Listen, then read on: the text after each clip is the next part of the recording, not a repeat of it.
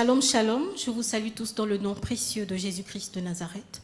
Je suis la sœur Zaina Christi et je vous invite à bien vouloir suivre cette émission de femmes charismatiques, un nouvel article aujourd'hui qui est un jour spécial, un jour de la fête des mamans, la fête des mères dans le monde entier. Je salue toutes les mamans dans le monde et je vous fais un gros bisou. Alors, nous avons aujourd'hui la présence des invités d'honneur, qui est le pasteur Lydie Mbilé, que nous allons acclamer. Nous avons également la présence comme invitée d'honneur la sœur, l'évangéliste Florentine, que nous allons également acclamer. Et enfin, nous avons comme dernier invité d'honneur l'évangéliste Zéphirine, que nous allons également acclamer. Soyez les bienvenus, servants du Seigneur. Alors, ce jour spécial dans l'émission Femmes charismatiques, qui est un jour que nous célébrons dans le monde entier, la fête de maman, la fête des mères, la mère qui est la mère porteuse, la mère de l'humanité. Mais aujourd'hui, nous avons pour thème la sage-femme bâtie. Nous allons voir en quelques minutes quel est le rôle de la sage-femme qui bâtit dans l'Église, dans le foyer et dans la société. Parce que la femme est appelée à aller en mariage. La femme est appelée à œuvrer dans l'Église, à mener à bien l'œuvre du Seigneur, qui est une aide semblable à l'homme. La femme est également appelée à travailler dans le cadre professionnel. Alors aujourd'hui, nous allons voir, avec le pasteur Lydie Mbilé, le rôle de la femme sage dans le foyer, dans l'Église et dans la société.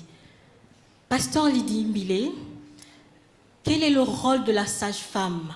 La sage-femme, la femme sage qui bâtit dans le foyer.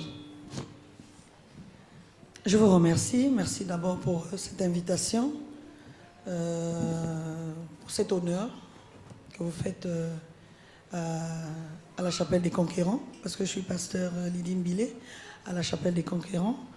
Et ce soir, nous fêtons déjà la fête des mères, ensemble avec toutes ces femmes qui sont là, présentes sur ce podium.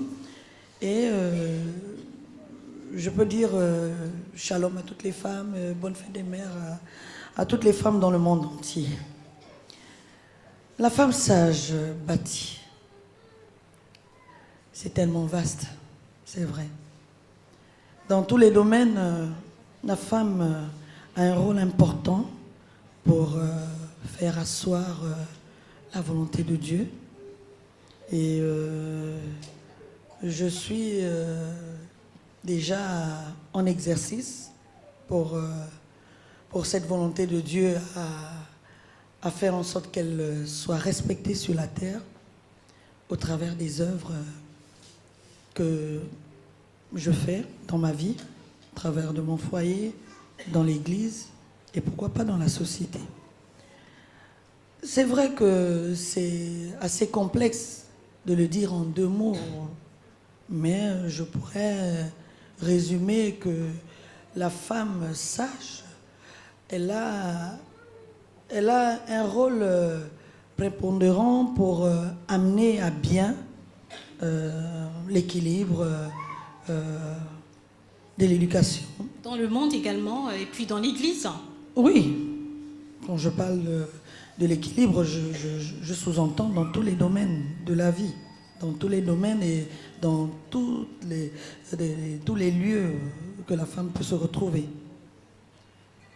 Dans le foyer, la femme, elle est épouse, elle est mère, elle a 2 rôles très importants qu'elle doit assumer. Ces rôles qui sont pas faciles, mais avec l'aide de Dieu, l'inspiration de Dieu, on arrive à bien faire. On arrive à assumer ses responsabilités face aux enjeux, face aux défis à relever. En ce qui concerne le foyer, une femme, c'est vrai que c'est facile de dire que la femme doit se soumettre à un homme, mais elle se soumettra que selon la volonté de Dieu aussi, mais avec beaucoup de sagesse. Et je dis, la sagesse, c'est un don de Dieu. Il faut que la femme s'inspire auprès de Dieu pour que cette sagesse lui soit donnée. Et par notre intelligence, nous ne pouvons rien réussir. Il faut l'aide de Dieu chaque jour, après jour. Il faut consulter Dieu. C'est pourquoi je peux prendre l'exemple d'Esther, qui avait sa famille qui l'interpelle par rapport à un sujet important. Fallait-il qu'elle puisse obéir à sa famille pour enfreindre au principe de son époux? Parce que quelque part, elle devait être insoumise, parce que Ahasuérus, le roi, avait laissé entendre par des principes que lui seul devait l'appeler pour la rencontrer s'il en avait besoin. Elle n'avait pas le droit d'aller vers son époux sans l'autorisation de son mari. Mais elle a usé de sagesse pour introduire sa requête auprès du roi en faisant un repas. Effectivement, pasteur, par rapport à ce que vous dites concernant la reine Esther, nous voulons justement savoir le comportement, sur le plan comportemental, que la femme sage devrait avoir. Alors, vous dites que Esther a usé de sagesse, donc ça veut dire que vous confirmez que la femme sage doit bâtir. Mais est-ce que Esther a bâti sur le plan comportemental? Comment doit se comporter une femme sage? Mais quand nous lisons les Écritures, nous voyons qu'Esther a été sage, puisqu'elle a trouvé grâce aux yeux de son époux pour introduire cette requête qu'elle avait.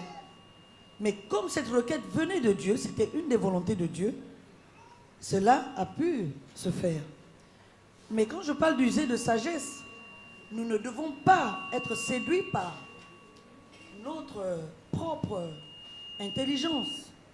Nous devons solliciter à tout instant, interroger Dieu et essayer de méditer sur ce que nous avons pu recevoir de Dieu, que nous soyons bien sûrs que c'est Dieu qui nous a donné cette inspiration afin de le faire. D'accord, et c'est pasteur. pourquoi une femme qui prétend recevoir la sagesse de Dieu doit avoir beaucoup de temps de prière. Parce que, dit-on que la prière change les choses. Ok, pasteur. Alors, ça veut dire que la femme sage doit être une femme charismatique aussi, parce que dans le charisme, une femme sage charismatique doit avoir en elle des pouvoirs surnaturels, des pouvoirs naturels, avoir une voix profonde, de l'intelligence et de la sagesse. C'est ça, pasteur? Oui, je dirais oui, et encore oui, parce que le charisme peut nous amener à braver les lois humaines, les lois de la société. Alors nous sortons du naturel pour entrer dans le surnaturel. Lorsque Rebecca demande à son fils Jacob d'enfreindre à une loi qui semble de la société, que c'est l'aîné qui doit d'abord recevoir avant le cadet. Mais elle reçoit de Dieu. Elle use d'une sagesse, que je dirais une haute sagesse de Dieu, une inspiration jusqu'à amener son fils à faire quelque chose que n'importe qui aurait trouvé comme un péché. Mais elle, en le faisant, elle a pris cela sur elle. Savoir être charismatique, c'est savoir aussi assumer si c'est une erreur, si c'est une faute, si c'est une condamnation, être prêt à tout. C'est-à-dire être une personne convaincue de ce que l'on fait. Parce que quand nous sommes convaincus, je pense que Dieu est d'accord avec nous. D'accord, pasteur. Alors, la femme sage devrait, parce que quand vous avez donné un exemple de la reine Esther dans la Bible, oui. Donc la femme sage devrait également avoir le Saint-Esprit en elle, parce que Esther a dû rentrer dans des prières pour que Dieu puisse exaucer sa requête. Donc oui. la femme sage... C'est pourquoi je vous ai dit, la femme sage doit être une femme vertueuse. Elle doit être une femme de prière. Tout ce que je viens de relater relève. Nous ne pouvons pas aller solliciter l'intervention de Dieu sans la prière. Il n'y a que la prière qui nous amène à comprendre que là, nous sommes dans les voies de Dieu. Seul Dieu peut nous conduire par la prière. Et il n'y a que la prière. C'est pourquoi je ne peux pas exclure les temps de prière, de méditation, pour amener la femme à être sage. C'est pourquoi Esther avait pris 3 jours de prière, contrairement à ce que les femmes font tout le temps dans les églises. On dit la femme fait le jeûne d'Esther pour se marier. Non, Esther avait fait ce jeûne, c'était pour rencontrer le roi, afin de solutionner un problème que minait le peuple de Dieu. Ah, ok, donc la reine Esther n'avait pas fait ces 3 jours de jeûne pour uniquement le mariage? Non, ça n'avait rien à voir. Elle n'était pas en problème avec son mari. Et il n'y avait rien. Il n'y avait pas un malentendu. Elle voulait rencontrer le roi parce que le roi avait institué une loi pour la femme, pour son épouse. Pour rencontrer son épouse, il n'y avait que lui qui devait tendre le spectre afin que la reine puisse rencontrer le roi. Ok, merci beaucoup, pasteur Lydie Mbile. Je vous remercie d'avoir honoré à cette invitation, et ainsi que avec l'évangéliste Florentine et l'évangéliste Zéphirine. Merci d'avoir fait le déplacement. Et puis pour la fête des mamans, effectivement, c'est un jour spécial. Alors nous sommes arrivés à la fin de notre émission. Et je vous souhaite encore une bonne fête de mère, une bonne fête de maman à toutes et à tous dans le monde entier. Que Dieu vous bénisse. Bye bye. À nous revoir très prochainement.